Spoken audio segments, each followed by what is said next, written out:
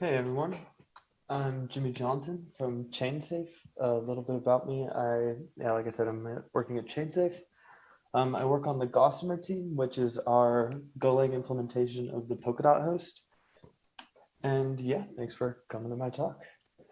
Today, I'm going to be giving a walk through the dark forest. And for those that don't get to the reference, I'm going to be talking about MEV and hopefully giving a nice introduction to what that is, the different forms it takes, why it's a serious problem, and why we should care, and why solutions are hard to begin with.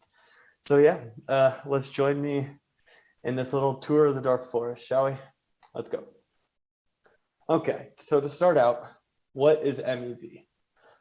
It stands for maximum extractable value, and I can hear the audience already going, no, it stands for minor extractable value. Actually, it used to, but now it's maximum extractable value. It also used to be like blockchain extractable value. That all joking aside, there's similar terms. You understand what I'm talking about, but I think the correct term now, unless I'm mistaken, is maximum extractable value. And so I really like Charlie Noy's definition of this, so I'm just going to steal that from him. Thanks, Charlie. So what it is, it's a measure of the profit a miner, validator, sequencer, basically whoever has any authority over transaction ordering can make through their ability to arbitrarily include, exclude, or reorder transactions within the blocks they produce. So keep this in mind as we go through this presentation. To summarize that, it's basically whatever entities, the value an entity can extract through their ability to change the order that in blocks to their advantage, like probably, maybe not to their advantage, but I would imagine it normally is the case that it's to their advantage if they're doing it right. So let's continue with this. What is maximum extractable value? And so to begin, where the heck does it come from? Is this a blockchain only concept? And the answer is no, absolutely not. This existed in traditional finance long before blockchains existed.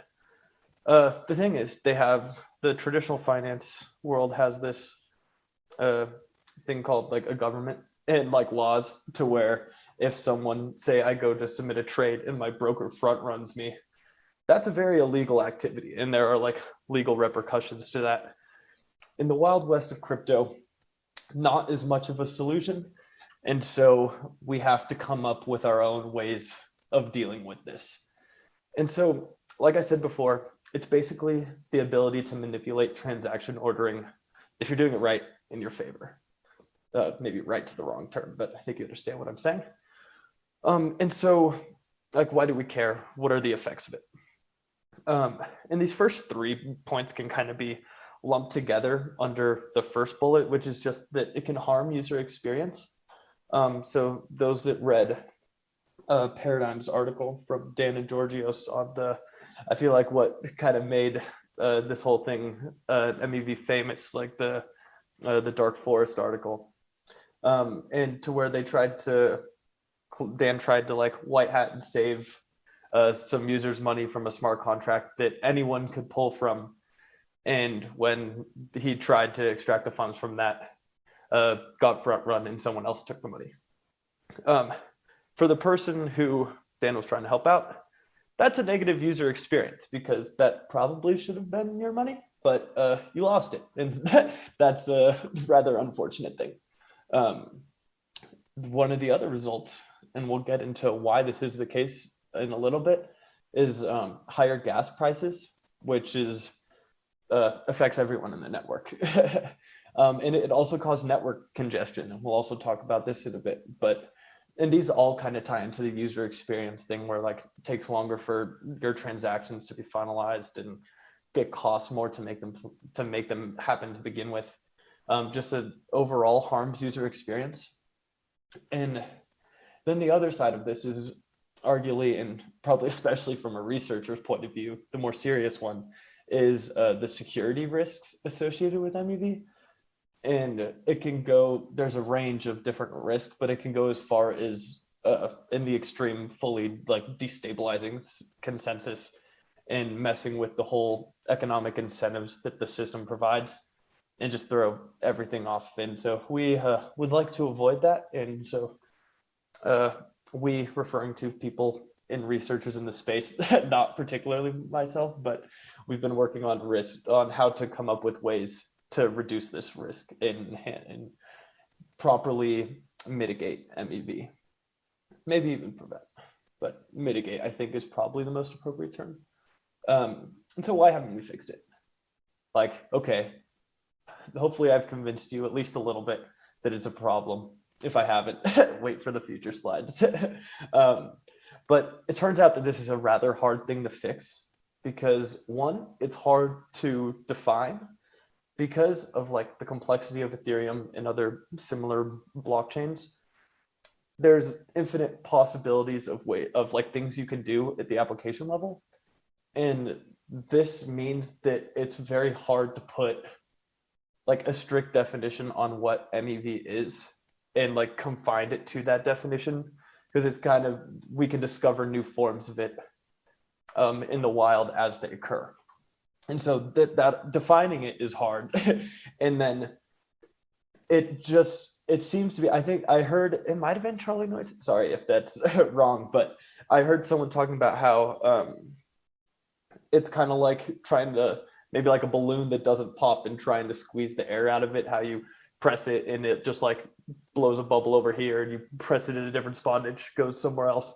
This is a little bit what MEV is like, where if you try and patch a certain type or mitigate it in some way, it tends to reappear in a different form or take on a different shape that we might not have anticipated.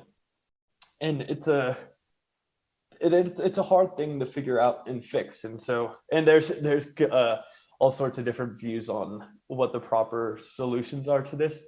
I'm not as much going to go into that, more just going to try and walk through what it is and some different solutions and views that exist. But we'll get to that in future slides. So to start, I talked about how MEV is basically the value that an entity can get from their ability to manipulate transaction ordering. So I wanted to define what that can actually look like. And I really like this paper from like the How Dark is the Forest paper from Imperial College in London. They did I like this taxonomy in particular, so shout out to them. And so these are kind of the different types of MEV extraction that we've been able to define and look for in blockchains. And so the first one being destructive front running, which what this means, and there's all of these are highlighted in the visual on the right, but what destructive front running means that you place a transaction before the victim transaction. Like if you're an adversary, you place your transaction before the victim transaction and you do not care what happens to the victim transaction. Like if it fails, doesn't matter. The dark forest example would be a case of this, where when they took the funds from the smart contract and Dan's call failed because there was no more funds in it, that's an example of destructive front running, because they just do not care what happens after their transaction. So then there's another type of front running called tolerating front running, in which the adversary does care what happens to the transaction that they are front running, the victim transaction. In one situation that this could be the case that some people might be familiar with is a sandwich attack, which is where you strategically place transactions both before and after the victim transaction to take advantage of some different things. For example, like slippage. And you can strategically place your transactions around the victim transaction to extract value. So the first half of a sandwich attack would be tolerating front running, because the sandwich attack doesn't work if the victim transaction does not execute. So then that brings us to the second half of a sandwich attack. This could also be something along like trying to backrunning, like Oracle price update would be another example of backrunning, but which is where you strategically place your transaction behind the victim transaction to attempt to extract value in whatever way you happen to be attempting. And then the other one would be clogging, which is basically you submit your transaction and spam the network to prevent other transactions from being included. And this could happen in things like smart contract based betting or like auctions.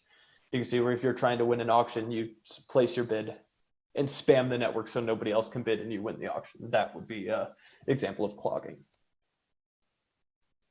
Okay, so GPAs, gas price auctions. I imagine some people, maybe most people, I don't know, but I imagine some people have heard of these. And so we were talking about gas prices and network congestion, and this is one of the big reasons that this was happening. I think less so now than it used to be on it in Ethereum specifically. But so what a gas price auction is when multiple trading bots, they try and outbid each other to front run each other. So this is I really like this visualization from the Flash Boys 2.0 paper. And what this is just two bots, and imagine they're competing for a liquidation event or like an arbitrage opportunity, whatever it may be. Both these bots want to capture MEV from this, and so they're competing against each other. But this doesn't take the place. This competition is not like bot A submits one transaction, bot B submits the other, and whoever wins wins. No, this is like a flood the network with transactions to where you start out with a lower gas fee, whatever low may be in this context. Or I guess you can just look at the graph for that. But and they don't know what transaction is included until the block is produced, right? And so you see that the winning transaction in green here, way more transactions were sent after the winning transaction because they had no way of knowing. So they just continually send transactions with higher and higher prices in the hopes that one of their transactions will be included as the winner in the block. And as you can imagine, when I talk about network congestion, this is why this happens, because this is just a two bot example for one situation. And you can see there's way more transactions being sent that are actually needed, or I guess it depends on how you define needed, but there's excess transactions being used in this case, and that congest the network. And it's also, each of these has a higher, like you can see the curve go up that correlates to the gas bid that they're offering. And so that also drives up gas prices in the network. So now we're going to go back to the paper I was referring to earlier with Quinn et al. Talking about the generalized front-running bot that they developed. And so they analyzed every block from December 2018 to November 2020, looking for replay opportunities, which is basically seeing, it's kind of the destructive front-running that we talked about earlier, to where you substitute you take a transaction, you calculate if it's profitable, and front run them and execute it for yourself to where you get the money. And they calculated how much revenue there was to be gained by doing this type of attack. And they measured from late 2018 to November 2020, looking for these opportunities.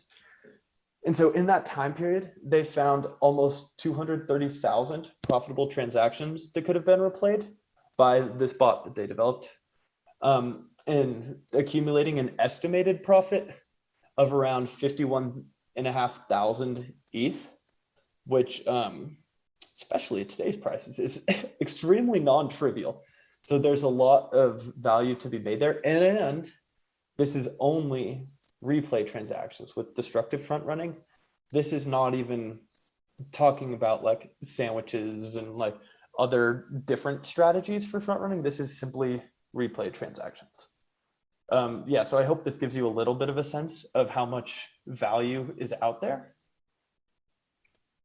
And so what are the security implications of this? I alluded to this earlier, and there's kind of a lot going on in this sense.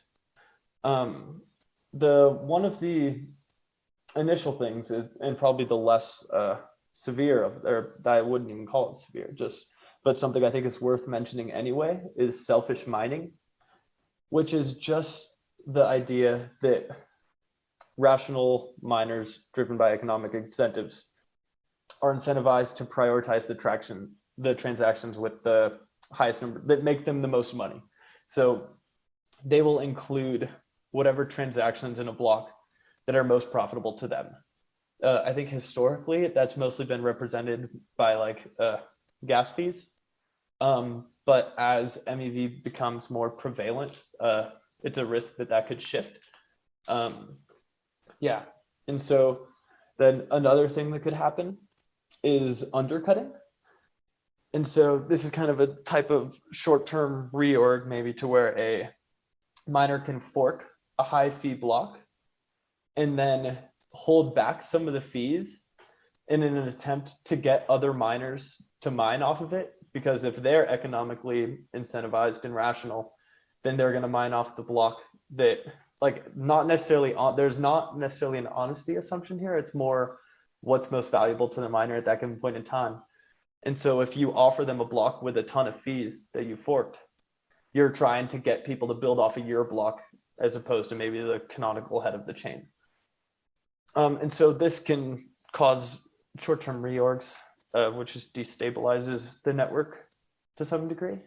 And so MEV, as I've alluded to, is something that can incentivize chain reorgs, short-term, like we talked about. But then also like the kind of the big risk associated with MEV is time bandit attacks, which is, I've included this nice little allusion to the movie for those that are familiar, but this is a long-term reorg. Yeah, it is basically just a long-term reorg in an attempt to extract value from previous blocks. And so I want to offer some statistics on, like, so I think the initial question would be like, well, why would people do that? And so some statistics on like the amount of value that can be gained and is available in MEV. So from December 1st, 2018 to August 5th, 2021, at least 2,400 blocks exposed MEV of over 4 times the block reward, including fees, which is already, like, think about that. There's 4 times more MEV available for extraction from miners in these blocks than there is block rewards and fees. So there's already more money to be made. And the highest of the blocks monitored with the most MEV in this time frame had over 8,400 Ethereum available for extraction, which is over 616 times the block reward, which is a ton. So if you're a miner, you can be earning just the block reward, which is like still not bad. But then if you can make, I mean, even 4 times is a solid amount, but let alone over 600 times, all of a sudden, if you saw that old block sitting blocks in the past, there's an incentive. It literally gives you an incentive to try and reorg the chain because of how much value is stored and it's just waiting to be extracted from that block. And so with that specific highest block that I referred to, that there was enough MEV there to incentivize a miner with only 0.1% of the mining power to fork the network, which is just a crazy thing. And as Ethereum prices go up or whatever other token prices go up, this is not a problem that goes away. And this is what I'm alluding to here in the next bullet point, that MEV is not bound. Like it increases over time, which makes it all the more scary because it's not just going to like work itself out and go away. The more the problem persists and builds upon itself over time, which just makes it all the more scary. And so I included this little piece of data from the Flashbots Explorer page. And so the total extracted MEV since January 1st, 2020 is over $750 million. So there's a lot So when we talk about security implications and why this is a big deal, it's like, yeah, it's nice to throw around terms like front running and stuff, but when you think about the amount of money sitting there waiting to be claimed by miners or front running bots or whatever, it's an extremely non-trivial number. And at least to me, proves that this is something that we have to take seriously. Not just Ethereum, just the blockchain industry in general. This is something we need to be considerate of. And I've been stoked to see that that seems to be the case over the years.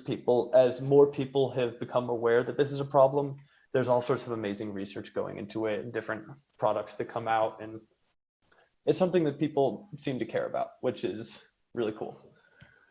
And like I said before, this is not easy to fix. There's like the balloon analogy that I talked about. It's just it's not there's not a button to just turn off MEV and eliminate it. And it's actually a little bit of a point of contention as to whether MEV can be eliminated at all. Some people are of the frame of mind that MEV is something that cannot be 100% removed from a system. So we need to come up with ways to like reduce its risk, mitigate it, and make it as democratic as possible. And there's also the other side to where like we think that it is something that can be removed and try and come up with ways to do that. So there's different views on how to approach the MEV problem. But there seems to be consensus that there is a problem, even if we don't all agree on the proper solution. A lot of people seem to think that it is an issue, which is, as someone that happens to be what I think. So it's cool to see that other people think that as well. So now I want to walk you through, as we tour through this dark forest, some current solutions, thoughts, mitigations that exist in this space. Because they all kind of have their own different take and flavor, and so it's interesting to go over them. This is not an exhaustive list. These are just the ones that I had initially thought of. So the first one I listed is do nothing. I don't know how popular of a view this is, but I have certainly heard this before. I don't mean to paraphrase the people that have this view, but my understanding is that it's because like in a fully decentralized system, like we shouldn't, like that this is just a property that exists, and trying to mitigate it is like undemocratic or like centralized, whatever it is. And so we should do nothing. Yeah, that's a viewpoint. As someone that has like studied this, that's not my particular viewpoint. I think it's probably something we should do stuff about in the best way possible, but it's a viewpoint that's out there. And I should probably say that my views don't represent like the company, or I don't know if that's relevant, but I'm speaking for myself here. So don't get mad at me, not ChainSafe. So then there's another kind of take on preventing it, which is kind of more at the application level, or it just is more at the application level. One, this can be a smart contract design, and like how being conscious of MEV as you're building your smart contracts could be one way of mitigating it. And so another application layer, a solution is using commit reveal schemes. An example of this would be submarine sentencing. For people that don't know what that is, I definitely recommend. That's outside the scope of this presentation to get into, but it's a cool project, and I definitely recommend checking it out. So then there's another kind of take on it, which I think has some positive and, like, again, my own views, some positive and some negative aspects to it, which is avoiding the mempool in its entirety and sending it to, like, say, broadcasting your transaction to a miner that you trust, as opposed to letting it go to be torn to shreds in the mempool. I think this could have value at maybe at an individual scale, or like just a very small scale. But if all the major exchanges started only sending transactions to their own miners or miners that they trust, this just centralizes the block production in the system and hand ordering, like they still have the power to order, and it's just an extra trust assumption that they don't. And so I don't necessarily view this as a long-term solution, though maybe it's an effective short-term one. Yeah. So then another solution that I think of happens more at the network layer is the fair sequencing service from Chainlink. And this is where transactions are sent to this fair sequencing service, the Oracle network, and where they agree on the order and then send it back to the blockchain to be included in a block. This takes away the power from just one individual having like, whoever's like the block producer for that block having just like God mode level power. And you at least have to come to consensus among a group of peers on what the ordering of that block should be. And it's a whole like area of research on how to define what fair means in this case. I've talked about that MEV is like by definition like hard to define. And so coming up with what fair actually means isn't trivial, and I would claim will be imperfect, but that doesn't mean that it's not like better or even lots better than not attempting it. So I think this is a really cool service, and definitely recommend checking it out for those that haven't yet. And so then the last one I'm going to talk about, which I imagine a lot of people are familiar with here, is flashbots. And so what this is rather than letting a miner who, like I talked about, the God mode power that the current block producer has in ordering transactions, rather than doing that, you auction off the right to order transactions. And so in that sense, there's value being returned to the system. And there's also different views on this, and if like this is an ideal solution or not. But one, it makes the block producers pay something to have the ability to front run and extract MEV. So and depending on the system, can return that to the users. Is it to the right users? It depends on the implementation, but that's the basic premise of how that works. And the other, maybe depending on who you ask, advantage or disadvantages, but I would say I view this as a good thing, is that it centralizes MEV extraction, but it centralizes it outside of the consensus layer. So if like now the front running and the MEV extraction now happens on, in this case, like the Flashbots network, as opposed to happening like during consensus at like the protocol level of the blockchain itself, it kind of centralizes it and attempts at least to democratize it on the side so as not to interfere with consensus. And so I think there's definitely value added from that, particularly when we're talking about consensus stability. So yeah, and if you haven't heard of Flashbots, like definitely go check them out. They do awesome stuff. Shout out Flashbots. Yeah, these are my resources. I'll link them in the description as well for those curious. All awesome stuff, and definitely not exhaustive. There's all sorts of amazing literature, and in this rather new area of research. But yeah, I'm pleasantly surprised at the growing number of papers and articles and stuff that are out there. So it's really cool to see, and there's just some awesome people in the space doing work. So shout out to all you people in the MEV space doing research or developing applications. It's amazing work. And I would not be a true chain safer if I didn't say that we are hiring. Come join us. We have all sorts of different projects. You can hang out with me. I'm like halfway cool, I think. Maybe not, I don't know. But we're hiring. We have a bunch of cool projects going on. I love it. I think you will too. So if you're looking for a job in the space or want to explore a new one, definitely come check out ChainSafe. I think it will be well worth your time. Yeah, if you want to keep in touch, these are my socials. Like I said, yeah, I'm on Twitter, email is a good way to reach out to me. And like I said before, I'm on the Gossamer team here at ChainSafe. So yeah, we always we love contributors. So if you're interested in Polkadot or implementing the Polkadot host or like Golang or I don't know, just are looking for a new project, like come check us out and contribute. We'd love to have you. Yeah, thank you so much for coming to my presentation. Yeah, I appreciate it. Thank you.